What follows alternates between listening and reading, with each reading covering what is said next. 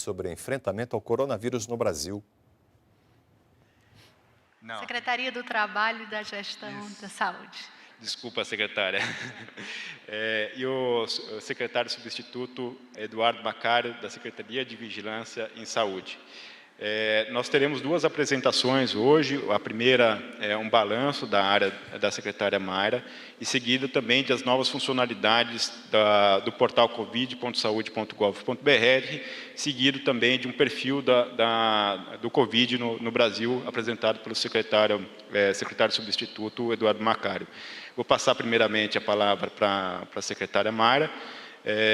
E na sequência a gente tem as perguntas cadastradas pelos jornalistas que encaminharam pelo nosso grupo de jornalistas, e também algumas perguntas que serão feitas aqui presencialmente. Secretária, por favor. Boa tarde a todos. Nós vamos proceder às atualizações diárias do Ministério da Saúde. Hoje é uma data extremamente importante para nós que compomos a categoria Saúde, pois se comemora no mundo o Dia Internacional da Enfermagem.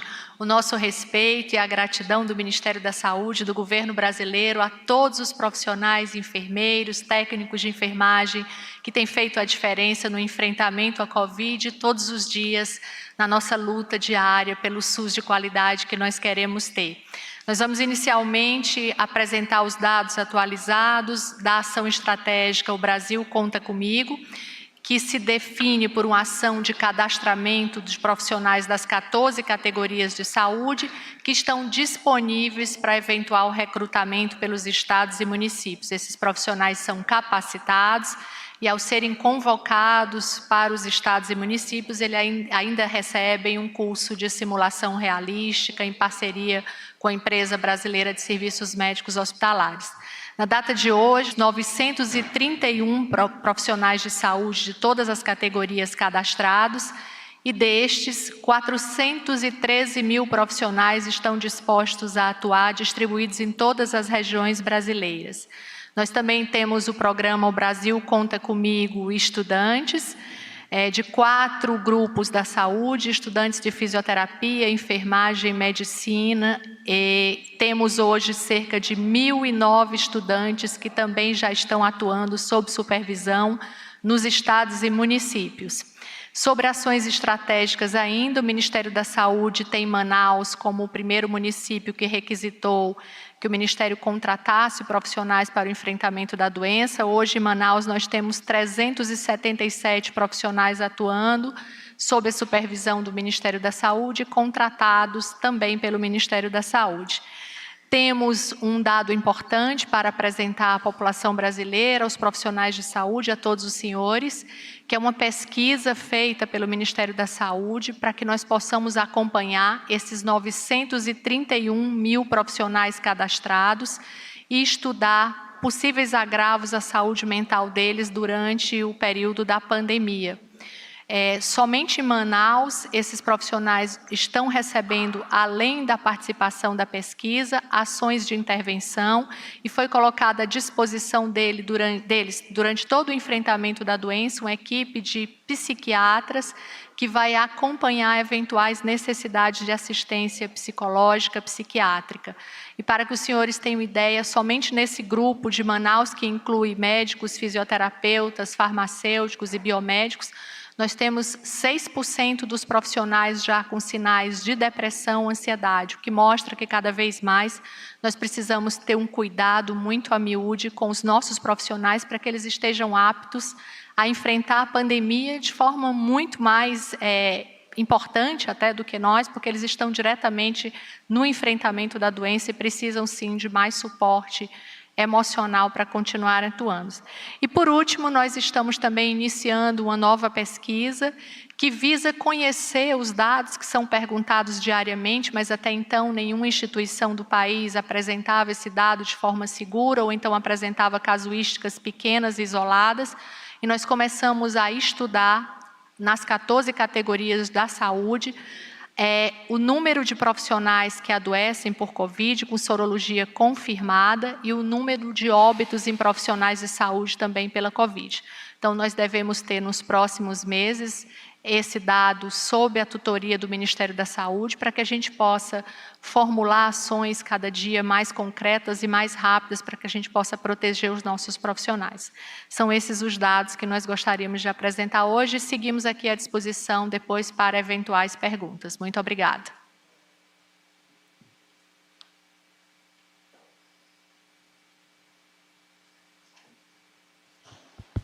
Secretário, eu já vou pôr a apresentação do senhor.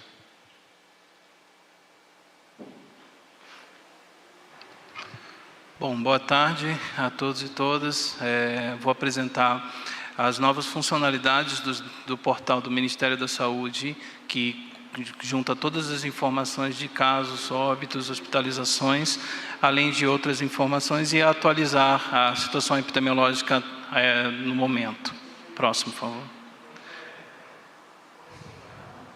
Bom, esse é o novo painel Coronavírus Brasil. É um painel que ele incorpora uma série de novas funcionalidades, principalmente já utilizando os dados de recuperados, os dados de pessoas em acompanhamento, além dos casos confirmados e óbitos confirmados pelas secretarias estaduais e municipais de saúde do Brasil. Esse site é atualizado diariamente após as 19 horas, após todo o processo de limpeza, avaliação e correção de base, que começa desde o nível local até o nível federal. Próximo. As novas possibilidades de visualização desse painel, eles vão dar muito mais transparência para as informações, inclusive a gente pode agregar e analisar os casos, não somente por estados, mas também por regiões de saúde e até no nível municipal, em micro-região e regiões de saúde. Vai ser possível, e está sendo possível, fazer o download, ou seja, se baixar todos os dados, incluindo a série histórica, justamente para favorecer que as pessoas possam realizar análises e fazer as validações e utilização de diferentes modelos. Além de termos as estimativas tanto de incidência quanto de taxa de mortalidade no Brasil, calculadas de acordo com a população brasileira. Próximo. Esse é um exemplo de visualização do painel. Nós temos tanto os casos novos acumulados de Covid, quanto atualizados sempre às 19 horas, também tanto por dia de notificação, como também por semana epidemiológica de notificação. Por favor. Mesma coisa em relação aos óbitos, tanto os óbitos novos como os acumulados, essa desagregação por dia de notificação e também por semana epidemiológica, ela vai facilitar muito a visualização e o entendimento da análise da situação de saúde no momento. Próximo. Além do painel coronavírus, nós temos disponível a plataforma integrada de vigilância e saúde, IVES, que tem várias funcionalidades. Nós, por exemplo, nós temos o monitoramento do Covid-19, que justamente fornece dados até nível municipal, para que sejam analisados, para que todo brasileiro possa acompanhar a situação epidemiológica do seu município, do seu local. Um painel de vírus respiratórios, que aí temos informações sobre todos os exames que foram solicitados pelos laboratórios oficiais, ainda no momento somente os laboratórios oficiais públicos, mas no futuro será incorporado também os laboratórios privados. Calculadoras epidêmicas, um site de Covid em tempo real que nós fazemos, nossa secretaria faz em parceria com o Instituto de Pernambuco, que nos auxilia em relação a esses dados, além de um portal de dados abertos que vocês podem acessar e baixar todos os dados, logicamente sem identificação individual, mas que possa ser utilizado para a produção e acompanhamento da situação epidemiológica nacional. Próximo. Esse é um exemplo do painel de monitoramento do Covid. Nesse painel a gente ele é atualizado também diariamente após as 19 horas, com todos os dados do Brasil até o nível municipal. E inclusive vocês podem baixar esses arquivos e fazer as análises e o acompanhamento, como eu disse anteriormente. Próximo. Essa parte da plataforma ele trabalha principalmente com os dados laboratoriais. Esses dados foram retirados agora, antes de eu vir para a coletiva, mas mostram que no Brasil, até o momento, os laboratórios públicos processaram 482.743 exames, dos quais 337.595 foram realizados, 95.144 ainda estão em análise no laboratório e 50.004 estão aguardando recebimento no laboratório, ou seja, foi solicitada e a amostra está sendo encaminhada para o laboratório para ser realizado o processamento. Então, o que a gente pode olhar desses números é que o quantitativo de exames que estavam represados, ele foram feito um esforço muito grande por parte dos laboratórios centrais do Brasil e foi possível atualizar boa parte dos casos e dos óbitos que estavam pendentes. Ainda existe um quantitativo grande, mas os laboratórios estão conseguindo dar conta, considerando todo o processo que vai desde a coleta até a divulgação do resultado final e que também envolve o processo de digitação e entrada dos dados, que exige muito também dos sistemas laboratoriais. Próximo. Esse é o portal Open Data SUS, que foi incorporado agora recentemente, tem menos de uma semana. E nesse portal Open Data SUS, nós temos os dados de síndrome respiratória aguda grave, que foram notificados no Sinan Influenza Web, que era o sistema anterior ao CIVEP Gripe, de 2009 a 2018, além dos dados do CIVEP Gripe de 2019 a 2020, considerando 2020 um tempo de uma atualização semanal. Além disso, os dados de síndrome gripal do ano de 2020, que fazem parte do sistema ESUS Notifica ou ESUS Vigilância Epidemiológica, eles já podem ser acessados, lembrando que esses dados eles estão em processamento e as análises elas podem mudar de um dia para o outro. Próximo. Esse gráfico mostra um pouco, falando agora um pouco da questão da situação epidemiológica do Covid no Brasil e no mundo, foi atualizado hoje ao meio-dia e mostra a situação epidemiológica em diferentes países. Na linha rosa a gente pode perceber o número de casos confirmados numa escala linear nos Estados Unidos. Então, mostra uma curva bastante ascendente, com um número de casos que reflete a realidade daquele país. E aí nós temos outros países, como amarelo a Itália, azul mais claro a Espanha, o Reino Unido em verde, a Alemanha em azul um pouco mais escuro, o Irã nesse verde um pouco mais claro, e o Brasil, com a linha preta, em que a gente consegue observar e entender o comportamento da curva epidemiológica de casos no Brasil.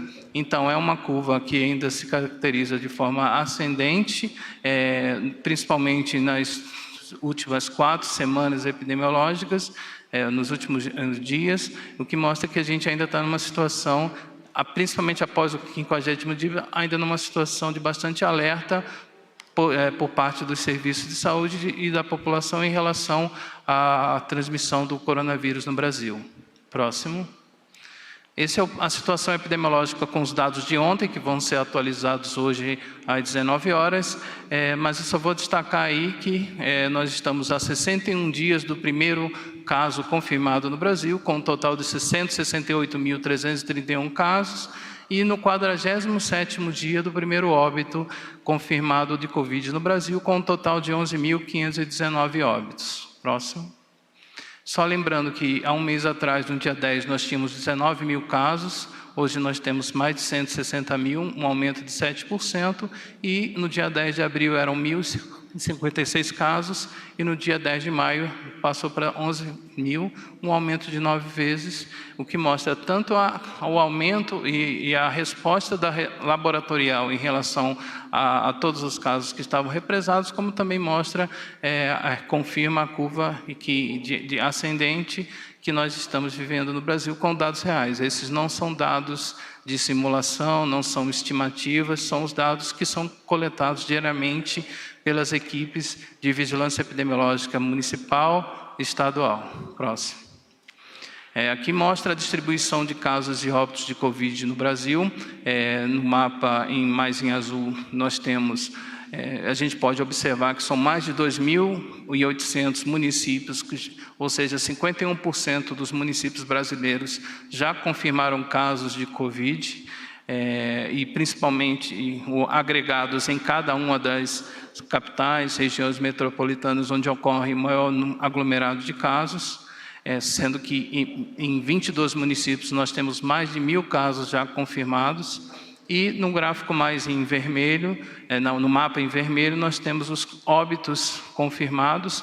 São 995 municípios, ou 17,9% dos municípios brasileiros já confirmaram óbitos por Covid, sendo que 22 municípios identificaram mais de 51 óbitos, e novamente em relação a todas as capitais. O que mostra uma concentração em regiões metropolitanas, mas também uma interiorização para demais áreas do Brasil. Mesmo assim, é importante enfatizar que há diferenças regionais. O Brasil ele é quase um continente, e essas diferenças regionais têm que ser levadas em consideração. Próximo.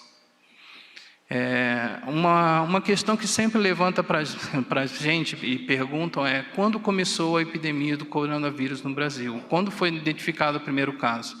Nesse momento, o primeiro caso confirmado, identificado e investigado pelo Ministério da Saúde em conjunto com as secretarias estaduais e municipais ocorreu no dia 26 de fevereiro. Foi o momento em que foi identificado esse caso. Algumas publicações têm saído na imprensa, e principalmente de meios científicos, mostrando que a circulação do vírus ocorria antes dessa data definida. Muitos modelos matemáticos, estatísticos, mas também utilizando inclusive dados abertos do Ministério da Saúde. O que a gente tem de forma bem transparente para passar para os senhores é que antes do dia 26 de fevereiro, nós conseguimos identificar dos nossos sistemas de informação um total de 39 casos de SRAG confirmados por Covid antes desse período. E aí, nesses estados, a gente consegue ver a distribuição. Por exemplo, 2 casos no Amazonas, 1 na Bahia, 2 no Ceará, 1 caso em Espírito Santo, Goiás, Paraíba, 4 no Rio de Janeiro, 2 no Rio Grande do Sul e 25 em São Paulo. Nesse momento, nós estamos encaminhando um ofício e uma documentação para todos esses estados, para que seja feita um processo de investigação com mais profundidade em relação a esses casos, para ver se eles realmente foram casos que tiveram a data de início de sintomas antes do dia 26 de fevereiro, ou se são somente casos que foram digitados equivocadamente com essas datas anteriores. Tá? Então, antes do Ministério da Saúde, em conjunto com estados e municípios, realizarem qualquer divulgação de informações mostrando se existia ou não a circulação do vírus antes do dia 26 de fevereiro, é necessário que esses estados realizem esse processo de análise e de verificação dos dados, para que aí sim a gente possa, com base em todo o processo de investigação, definir se esses casos tiveram sintomatologia antes do dia 26 ou se trata apenas de um erro de digitação. Próximo, por favor. Essa é a curva de óbitos de SRAG por Covid, segunda data do óbito. A gente pode observar, esse dado foi atualizado agora ao meio-dia, mas que dos 491 registros que habitualmente a gente atualiza diariamente nas últimas 24 horas, 42% deles ocorreram nos últimos 3 dias. E o restante, eles foram espalhados naquela lógica que eu falei para os senhores. Os nossos laboratórios centrais, eles estão conseguindo atualizar muitos exames que estavam represados, e variavelmente esses casos estão sendo atualizados, e por isso a gente não pode dizer que ocorreram 400, 500, 700 óbitos num dia, mas sim que os registros foram atualizados naquela data. E na medida em que o tempo diminua entre a coleta e o resultado, a gente consegue ter um acompanhamento em tempo real da situação epidemiológica. Próximo. Essa é uma curva que é interessante observar, porque nós temos um total de óbitos, que está nessa figura mais escura, que foram confirmados para a Covid. E nessa parte mais clara, nessa área mais clara, são os óbitos que estão em investigação. Então, hoje, até meio-dia, nós tínhamos 1.897 óbitos por síndrome respiratória aguda grave, notificados no Sistema de Vigilância Epidemiológica da Gripe, que estavam em investigação. E esses óbitos, conforme os senhores podem ver, eles estão espalhados desde o mês de março, passando para abril e no começo de maio. Então, à medida em que os laboratórios concluírem os resultados, e na medida em que as investigações foram concluídas, essa curva pode mudar, e aí as atualizações elas vão acontecendo, e a gente tem uma melhor atualização da curva de óbitos no Brasil. Próximo. Isso aqui é um gráfico que mostra um pouco a diferença entre a data do início de sintomas e a data da ocorrência do óbito. O que a gente percebe é que, a partir do momento do primeiro sintoma até o desfecho negativo de óbito, esse tempo pode levar de 7 a 10 dias. Então, existe uma curva por início de sintomas que ela vem acentuada, e essa diminuição que a gente observa nos últimos dias é por conta mesmo de questão de atualização dos exames, mas os gráficos de óbito que são informados, eles compõem esse cenário misto, em que dá para a gente realmente uma real dimensão da situação relacionada à mortalidade por Covid no Brasil, que ainda segue uma tendência crescente. Próximo. Aqui é só uma comparação entre os dados notificados pelos municípios, pelos estados, no painel coronavírus, que são atualizados às 19 horas, e aqueles efetivamente divulgados, digitados e registrados dentro do sistema de informação. Por que eu trouxe isso aqui para os senhores verem? É porque todo o óbito por síndrome respiratória aguda grave, por Covid, por influenza, por outros vírus respiratórios, por outra etiologia, todos eles têm que ser notificados no Sistema de Vigilância Epidemiológica da Gripe. E muitos estados eles estão conseguindo acompanhar de forma bastante efetiva esse trabalho.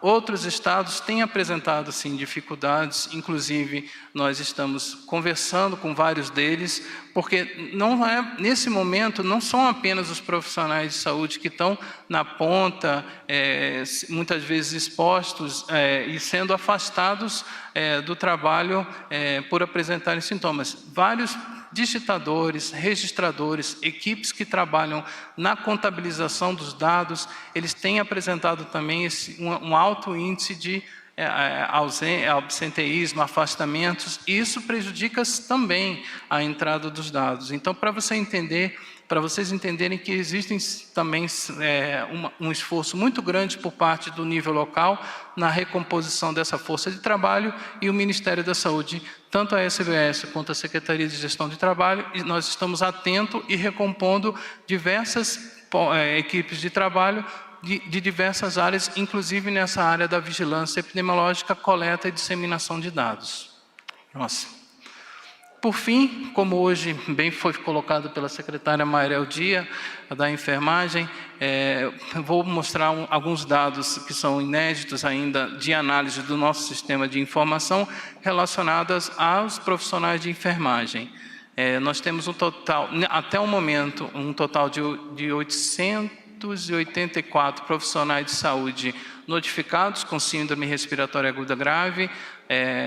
Desse total, 57% são profissionais de enfermagem, desde técnicos de enfermagem, enfermeiros, auxiliares de enfermagem, o que dá mais ou menos um percentual pequeno, mas importante, de 0,8% de hospitalizações em profissionais de saúde. Próximo.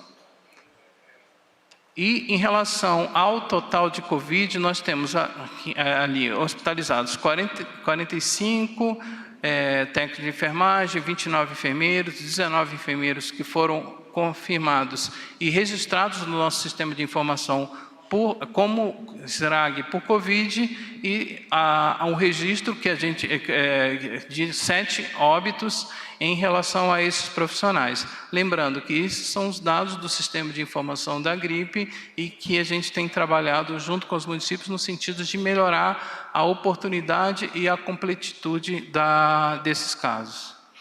Então, acho que é isso. Eu agradeço a todos e fico à disposição para perguntas.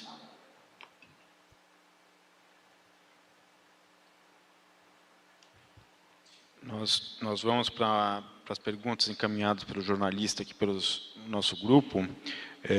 Apenas só um detalhamento dessa pesquisa que está sendo feita pelo Ministério da Saúde, encaminhada pela doutora Mayra. Esses 200 profissionais que já aderiram à pesquisa, quer dizer, é uma pesquisa sobre saúde mental dos pacientes, e esses 6% de resultado já mostra algum impacto da Covid para esses trabalhadores, não é isso?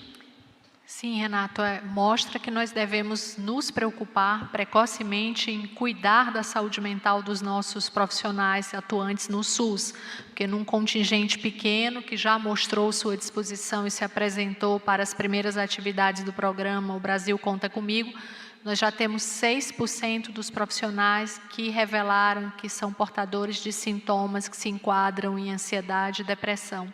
E aí eu aproveito para falar de um tema muito importante.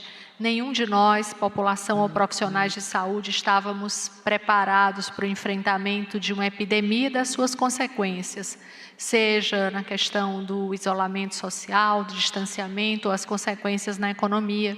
E a gente tem vivido um período de medo que é mundial, e os psiquiatras estão mostrando isso, inclusive a Associação Brasileira de Psiquiatria já tem os primeiros estudos sendo publicados, que nós temos aí uma onda que começa com medo, a ansiedade, evolui para a depressão, e a última onda é a onda do suicídio. E a Itália já tem uma sinalização de aumento de 30% nas taxas de suicídio na população, e a gente se preocupa muito com isso, porque a gente informe, dê informações de qualidade, mas sem estimular o medo e o pânico na sociedade, e sobretudo nesses profissionais de saúde que vão estar atuantes, longe das suas famílias e muito mais expostos do que a população de maneira geral. Então, é nossa obrigação cuidar desses profissionais para que a gente tenha uma força de trabalho atuante, capaz de cuidar de todos os brasileiros. Essa pesquisa com o restante dos 200 mil profissionais, ela tem um tempo para ser apresentada, e que tipo de suporte o Ministério da Saúde está oferecendo a esses profissionais que já apresentam algum tipo de sintoma de saúde mental? Nós temos 3 pesquisas em andamento no Ministério da Saúde em relação aos profissionais. A primeira é essa que envolve o cadastro dos 931 mil profissionais, todos eles estão sendo estudados para que a gente possa tentar identificar sinais e sintomas precoces de adoecimento mental. A outra diz respeito somente aos profissionais atuantes na Ação Estratégica Brasil Conta Comigo, e aí o primeiro grupo que está sendo pesquisado e que recebe intervenções são esses 377 profissionais de Manaus. 200 e poucos profissionais já se colocaram, já responderam o questionário, e desses que responderam, a gente identificou 6% já apresentando sintomas de ansiedade ou depressão. Esse grupo, a gente coloca à disposição dele, durante a atuação, atendimento psiquiátrico presencial ou através de teleatendimento durante todo o período em que eles estão enfrentando a pandemia. Então, essa ação diz respeito ao enfrentamento da pandemia, mas a pesquisa tem como objetivo maior que a gente possa detectar os agravos de saúde mental na nossa população de profissionais de saúde, e que a gente possa ter na agenda de governo, após a pandemia, políticas públicas voltadas a um cuidado específico com a saúde mental desses profissionais. Dalton, da IPTV, pergunta: é possível detalhar um pouco melhor a fila de exames e amostras? Qual o número correto que representa a fila de exames? Conforme eu passei naquele slide, e está disponível no nosso site, na plataforma Coronavírus, na plataforma IVES, deixa ele só colocar aqui, exato, esse dado foi retirado agora no início da tarde, mas são 95.144 exames que estão em análise no laboratório e 50 mil que estão sendo encaminhados. Então, uma média de 145 mil amostras que aguardam resultados, no total de 482 mil. Eu sinto, como eu estou pegando em tempo real aqui, eu pequei por não pegar o nome do jornalista, mas gostaria de mais detalhes dessa compilação de dados de profissionais de saúde que adoecem ou morrem. O Ministério já tem algum dado inicial?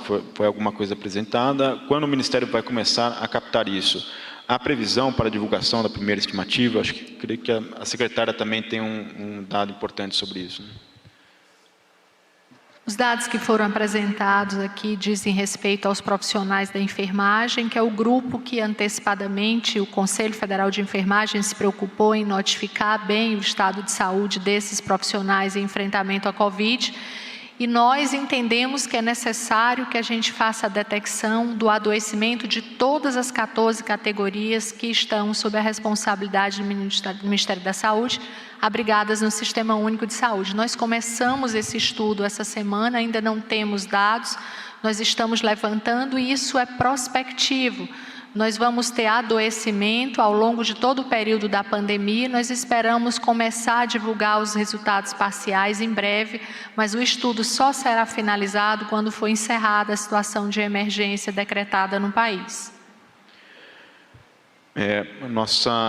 Antes de abrirmos também para perguntas presenciais, Jonas Valente, da Agência Brasil, por que o Ministério da Saúde parou de divulgar os dados de totalização de hospitalizados por síndrome respiratória aguda grave e síndrome respiratória aguda grave com Covid, síndrome respiratória aguda grave não determinado e síndrome respiratória aguda grave em investigação diariamente, e passou a fazê-lo semanalmente?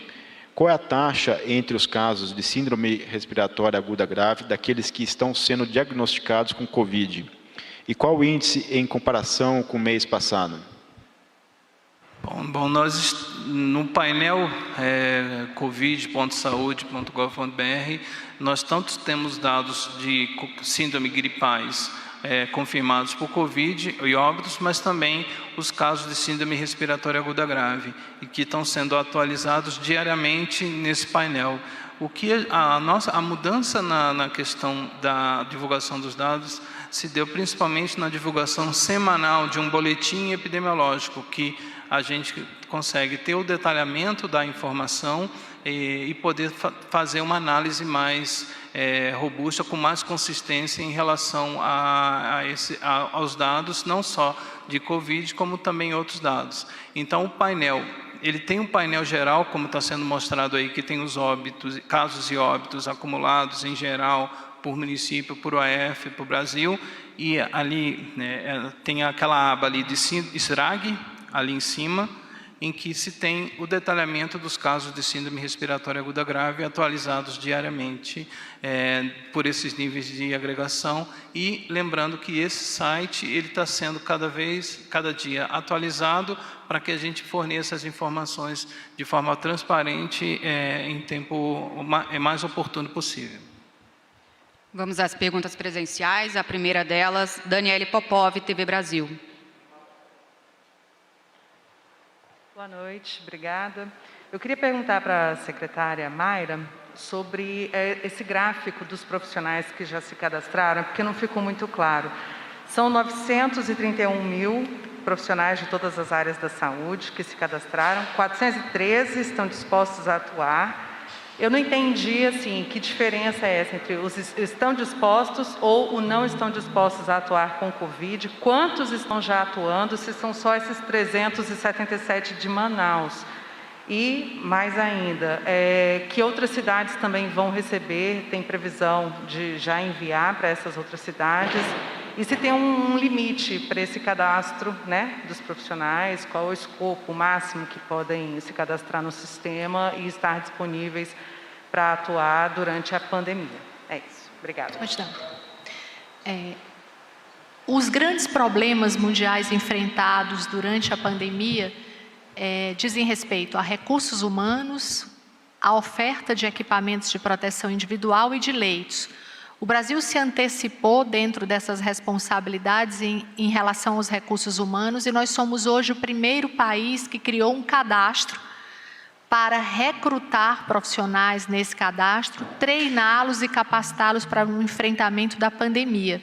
Esse cadastro ele não é obrigatório, mas nós contamos com o apoio de todos os conselhos das 14 categorias e o objetivo inicial é que a gente tenha lá um grande banco de profissionais em todos os estados e municípios brasileiros e que eles possam declarar a disponibilidade para serem convocados, para serem contratados, caso seja necessário, e a gente tem o georreferenciamento por estado.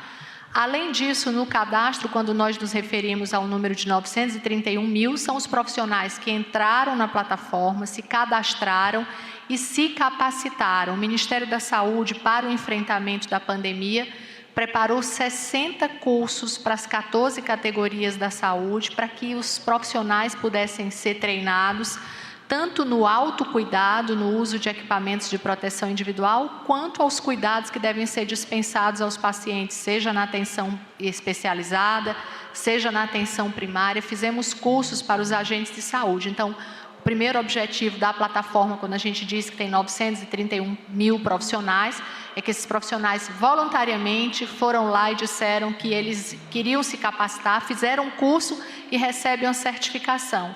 Quando a gente fala que tem um número menor, é que esses profissionais declararam que, se forem necessários que profissionais sejam requisitados pelos estados e municípios, eles estão à disposição. Foi o que aconteceu com o município de Manaus, que fez uma solicitação para o Ministério da Saúde de enfermeiros, biomédicos, médicos, e nós estamos levando esses profissionais, treinando esses profissionais presencialmente em cursos de simulação realística e organizando a logística para que eles possam atuar. Esse cadastro é tão importante que hoje nós temos o georreferenciamento no país de terapeutas intensivistas, de emergencistas, de anestesistas, porque a nossa grande demanda hoje é de leitos de UTI. Então, a gente precisava antecipar a necessidade eventual de contratação e saber onde estavam esses profissionais e se eles estariam à disposição para serem requisitados. Então, é a finalidade maior, e daí porque os números são diferentes, o cadastro está à disposição de todos os gestores e, através dele, a gente consegue saber quantos profissionais, quais as áreas de atuação, se forem médicos, quais as especialidades, e a gente tem isso prontamente à disposição dos gestores, todos os dias, de segunda a domingo, para que eventuais necessidades sejam supridas com o suporte do Ministério da Saúde.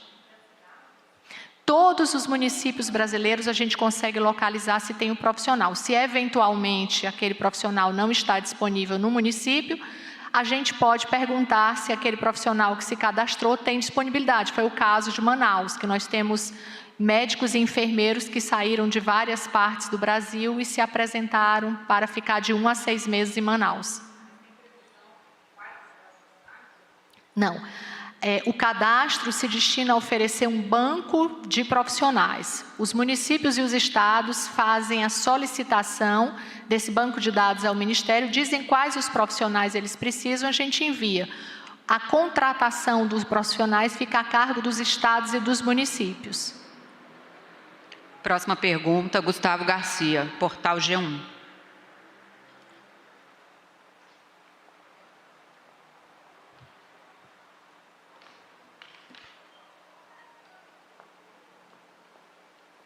Boa tarde, secretários. É uma dúvida sobre o decreto presidencial de ontem, que coloca as atividades de salão de beleza, academias no rol das atividades essenciais. Esse decreto, eu vou até pegar aqui, ele diz que essas atividades, elas entram no rol de atividades essenciais obedecidas às determinações do Ministério da Saúde. Quais são essas determinações do Ministério da Saúde?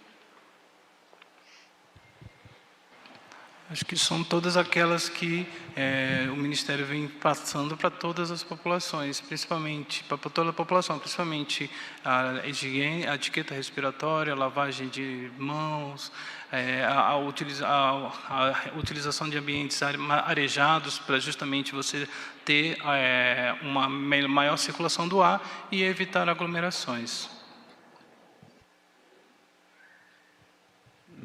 Nós vamos voltar aqui às perguntas presenciais, às perguntas online. Desculpa.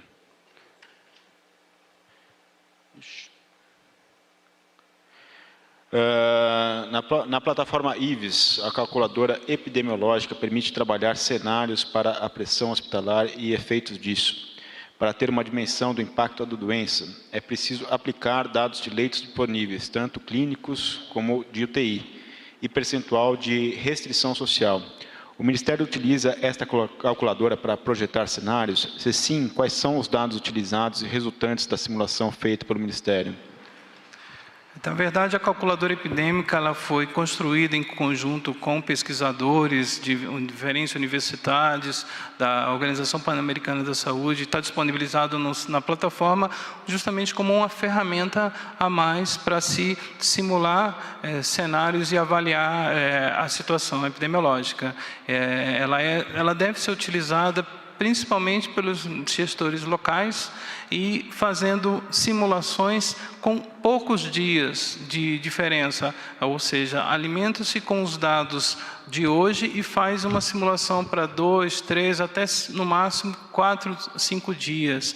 Mais do que isso, a plataforma ela acaba trazendo um pouco de viés e também varia muito, principalmente da quantidade de exames e de leitos hospitalares disponíveis no momento. Então, ela é uma ferramenta para ser utilizada pela gestão. Nós, no Ministério, também utilizamos ela, mas principalmente o nível local é que tem utilizado mais essa ferramenta. Isa Staciarrini, da CBN, pergunta: o primeiro secretário, Eduardo Macário, disse que antes do dia 26 de fevereiro foram identificados 39 casos de síndrome respiratória aguda grave confirmados por Covid.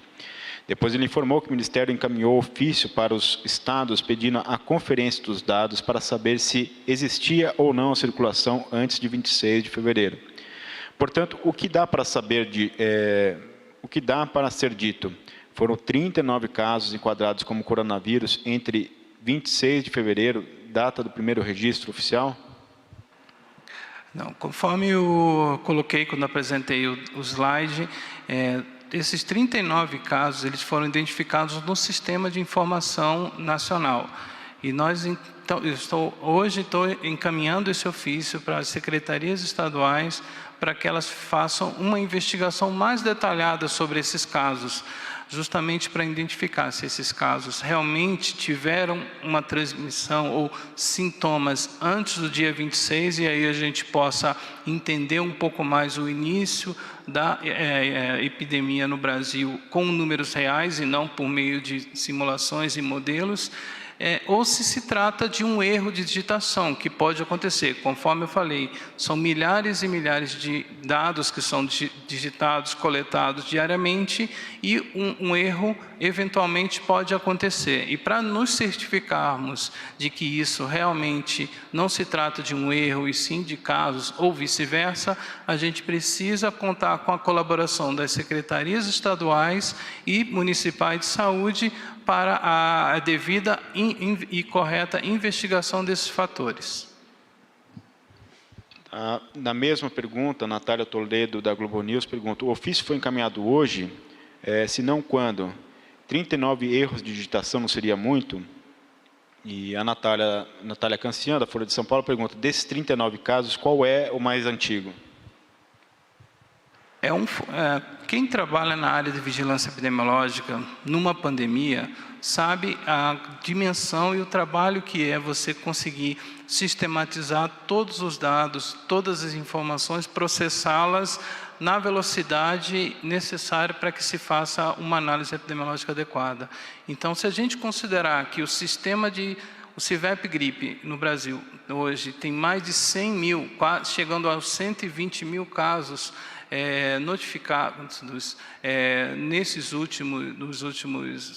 somente nesses primeiros 4 meses, 4, 5 meses, e se a gente comparar que ano passado eram 45 mil no ano todo, a gente mostra que a quantidade de informações de casos de SRAG notificados hoje é muito maior e, por consequência, os erros eles podem acontecer. Se a gente considerar 39 no universo de 120 mil, é um percentual pequeno, mas, como eu falei, cada caso para a vigilância epidemiológica é importante. E essas revisitações, essas reanálises, elas fazem parte do cotidiano das equipes e do trabalho que a vigilância epidemiológica do Brasil, em todos os 3 níveis, vem realizando. O mais antigo, eu não consigo precisar agora de cabeça, mas tem alguns que são de janeiro, inclusive, mas a gente imagina que com esse processo de reavaliação, a gente vai ter a informação real e aí a gente pode efetivamente falar com base nos dados e não com base em suposições. Natália Casado, do New York Times, pergunta: quantos casos são considerados suspeitos hoje no Brasil? Nós estamos falando de síndromes gripais. É mais fácil a gente estabelecer o número de síndromes respiratórias agudas graves, ou seja, de casos graves hospitalizados no Brasil, porque a gente tem uma dimensão, uma rede hospitalar robusta que coleta informações diariamente. Agora, quando a gente fala de síndrome gripal, o espectro é muito amplo. Ele varia desde casos de resfriado, gripes sazonais, até mesmo o Covid. Então, ter essa estimativa, ela é muito complexa, principalmente nesse momento de pandemia. Mas a gente tem trabalhado no sentido, juntamente com os níveis locais, para que a gente possa ter as melhores estimativas e poder prever, ou poder ter com maior precisão essa quantidade de casos suspeitos. Mas, efetivamente, o que nós temos é as confirmações, os casos em investigação, principalmente dos casos mais graves, e a quantidade de amostras que foram coletadas e estão em processamento. Só uma complementação, a Isa da CBN, em relação à pergunta dela, ela pergunta, são 39 o quê? Casos de síndrome respiratória aguda grave classificados como Covid-19? São casos de síndrome respiratória aguda grave com confirmação laboratorial por Covid. Tá. Carolina Laureano, Jornal Nacional. Gostaríamos de saber se o Ministério da Saúde está contabilizando médicos mortos por Covid-19 e médicos contaminados. Vocês possuem esses dados? Todos os casos de síndrome respiratória aguda grave devem ser notificados dentro do CIVEP Gripe. Então, esses dados fazem parte desse rol de dados coletados pelo sistema de informação. Nós estamos trabalhando na elaboração e, provavelmente, essa semana, nós lançaremos um boletim epidemiológico com foco numa análise sobre profissionais de saúde que foram infectados por síndrome respiratória aguda grave, por Covid, e esse detalhamento será divulgado nesse boletim. Gésio Passos, Rádio Nacional, diz que na página 19 da apresentação constam 884 internações de profissionais de saúde.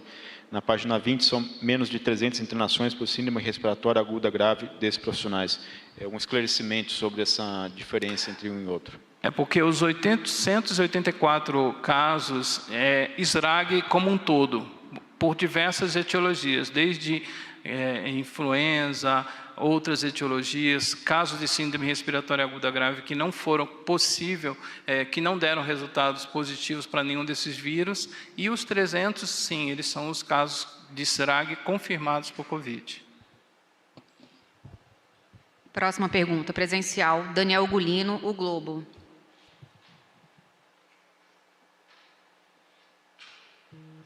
Boa tarde, secretários. Eu queria insistir na pergunta do colega sobre o decreto de ontem, das atividades essenciais. Queria saber se vão ter recomendações do Ministério específicas para as atividades citadas no decreto de ontem. Por exemplo, academias são locais com pouca ventilação, com difícil higienização, compartilha aparelho. O Ministério vai fazer alguma recomendação específica para o funcionamento desses locais, academias, salões de beleza? Obrigado. Desculpa, essa pergunta ela foge um pouco do escopo da minha área de trabalho, mas eu vou levar isso para os setores competentes para que seja respondido diretamente, porque envolve desde a Agência de Vigilância Sanitária e outros setores do Ministério da Saúde que podem compor uma resposta mais adequada para o senhor. Próxima pergunta, última pergunta. Fábio Murakawa, Valor Econômico.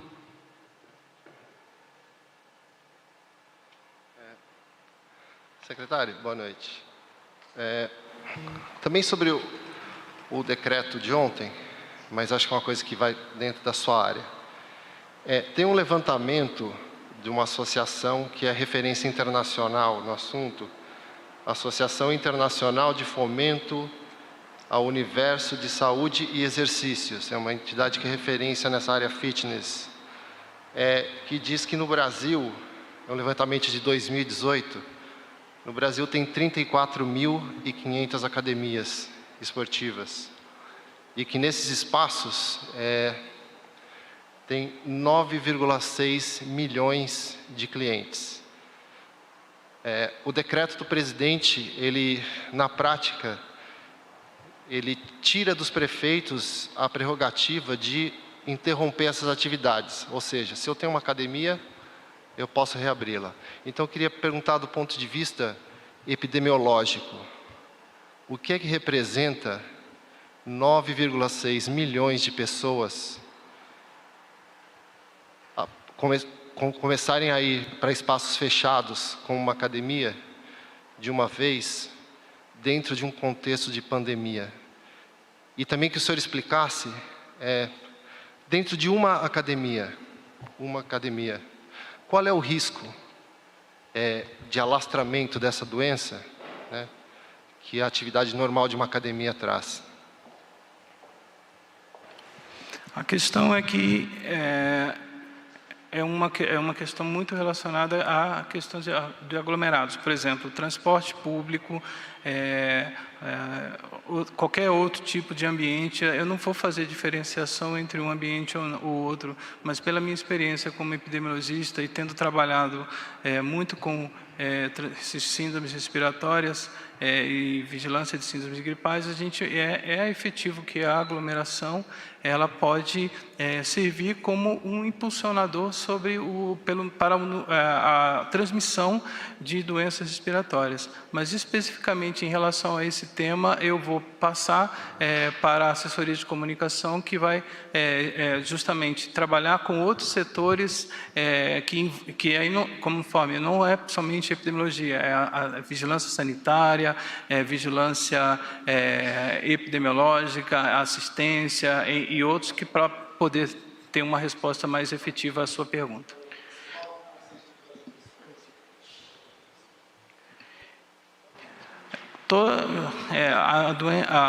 A coronavírus ela está em transmissão no Brasil, e qualquer pessoa que tenha contato com uma pessoa infectada, ela pode desenvolver os sintomas de coronavírus. Eu acho que a principal mensagem nesse momento é essa, efetivamente utilizar as medidas de higiene respiratória, lavar as mãos com álcool gel, utilizar as máscaras, que é um costume que a população brasileira não tinha e agora ela está tendo, e a gente percebe pelas ruas as pessoas cada vez mais utilizando máscaras, se protegendo e tentando justamente evitar essas transmissões. Eu acho que esse é o principal elo e a principal questão que tem que ser abordada. E as demais, conforme eu falei, a gente vai compor uma resposta mais aprofundada para passar para o senhor. Continuando aqui nas perguntas encaminhadas nesta tarde, já não sobre as apresentações, a Natália Cancian, da Folha de São Paulo, pergunta: em boletins epidemiológicos anteriores, o Ministério já apontou diferentes fases da epidemia do Covid no Brasil. Nesse contexto, havia na época 5 estados que estavam na passagem de uma fase de transmissão inicial para uma aceleração descontrolada, segundo o termo técnico, para espiral de casos. Qual o cenário atual do país em diferentes estados? Eu creio que o ministro vai estar aqui amanhã, ele vai estar divulgando as estratégias que foram acordadas com o CONAS e o CONASEMES, com os estados, e vai poder também ter esses dados mais robustos para serem apresentados de como é que está essa situação em relação a cada estado. Mas o que se tem de efetivo é que existe transmissão confirmada de coronavírus em mais de 50% dos municípios brasileiros. A Isa Stassarrini, voltando à pergunta lá a Letícia Casado, do New York Times, nas nossas perguntas anteriores, ela pergunta novamente se nós temos uma estimativa geral de casos, mas aqui, quantos casos são considerados suspeitos no Brasil? Mas a gente tem uma estimativa geral. Você tem um valor? Eu não vou trabalhar com estimativas, mas essa informação, a gente tem informação dos casos confirmados e dos óbitos. Em relação aos casos suspeitos, como eu falei, o espectro é muito amplo e é muito difícil inferir por meio de estimativas e de sistema de informação. Mas a gente está trabalhando no sentido de ter essas informações que vão ser divulgadas posteriormente, principalmente quando a gente compor todo o sistema de informação, não só os sistemas oficiais, mas também os de laboratórios privados, dados de hospitais que hoje por acaso não notifiquem, para que a gente realmente tenha a visão geral de dados em dimensões de uma pandemia, ou seja, na casa sendo informados diariamente em grande proporção. Mas efetivamente nós iremos divulgar nos próximos dias uma estimativa desses casos suspeitos. A maior parte das perguntas aqui já foram respondidas. Acho que de diferente nós temos o Pedro Fonseca da Reuters perguntando: poderiam, por favor, atualizar os números relativos à testagem? Quantos testes foram realizados no país entre sorológicos rápidos até o momento? Qual o tamanho da fila de testes esperando resultados e como está o processo de inclusão dos testes realizados em laboratórios particulares no sistema do Ministério da Saúde? Nós estamos trabalhando numa portaria que vai normatizar o envio de dados dos laboratórios particulares, tanto de resultados positivos quanto negativos de coronavírus no Brasil. E, além disso, com a implantação da estratégia de testagem e de diagnóstico que será feito nos próximos dias, a gente vai ter realmente um aumento, um adimensionamento no número de pessoas testadas no Brasil. E para encerrar as perguntas encaminhadas, Carolina Giancola, da TV Globo São Paulo, diz o seguinte: o Sindicato Médico de São Paulo informou que muitos residentes estão sem receber a bolsa há 2 meses. Por que o atraso no repasse do valor das bolsas? Qual é o total de médicos residentes no Brasil? Destes, quantos estão recebendo o valor da bolsa regularmente e quantos estão em atraso? O que tem sido feito para manter os residentes? Quais estão sendo as tratativas do governo federal nesse sentido e qual foi o real motivo do atraso? Bom, a primeira coisa que a gente gostaria de deixar claro é a importância que as residências no país têm para nós, Ministério da Saúde. Nós temos residências médicas e residências profissionais abrigadas no Ministério da Saúde e no Ministério da Educação. Sob a responsabilidade do Ministério da Saúde, nós temos cerca de 22 mil vagas de residência médica, né, que produzem a necessidade de pagamento de 22 mil bolsas. E nós temos residentes do primeiro ano, que nós chamamos de R1, residentes dos outros anos, que são os R2 e R3. Todos os anos, ao ingressar na residência médica, os residentes precisam preencher um cadastro para que eles sejam alocados no sistema SIAP, que é o mesmo sistema que efetua o pagamento dos servidores públicos federais. Esse sistema exige o preenchimento de uma série de dados, e daí porque ao se constatarem inconsistências no sistema bancário, muitas vezes essas bolsas são devolvidas e nós precisamos, Ministério da Saúde, entrar em contato com as instituições nas quais os residentes estão vinculados e com o próprio residente às vezes, porque as informações corretas devem ser oferecidas, seja pelo residente, seja pela instituição.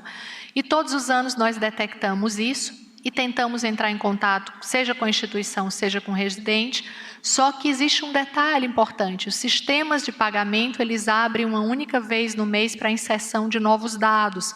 Quando nós recebemos do banco a devolutiva de que há inconsistência no pagamento, nós levamos um período para entrar em contato com essas pessoas e esperamos até que o sistema abra para que nós possamos reincluí-los.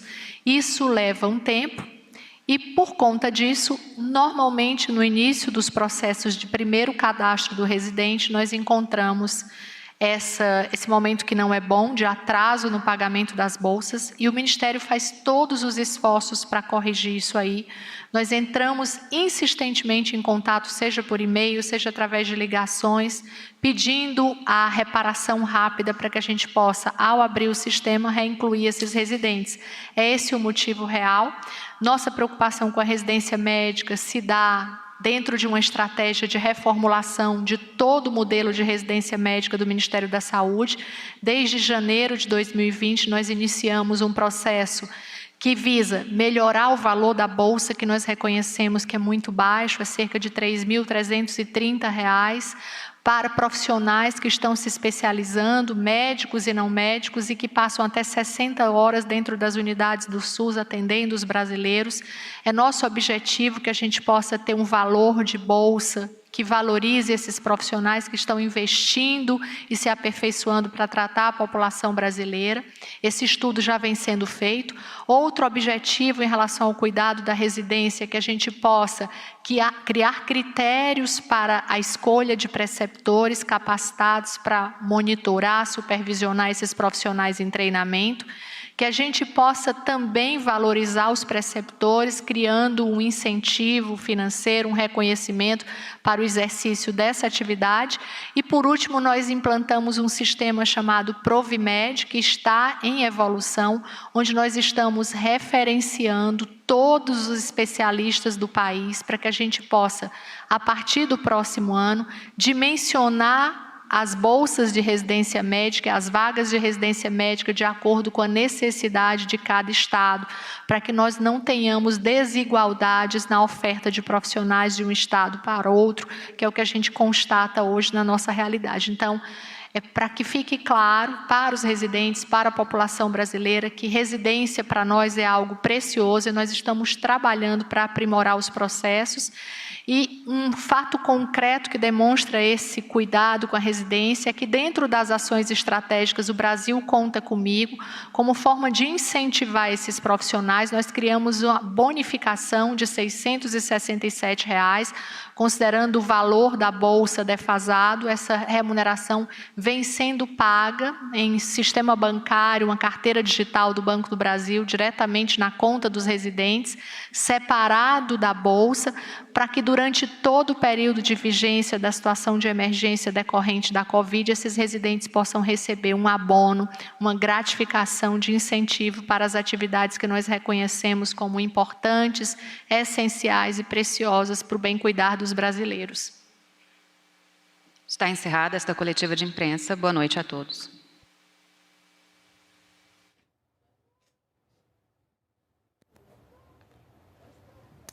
Você acompanhou ao vivo do Palácio do Planalto, aqui em Brasília, coletiva de imprensa do Ministério da Saúde com informações sobre o enfrentamento ao coronavírus no Brasil.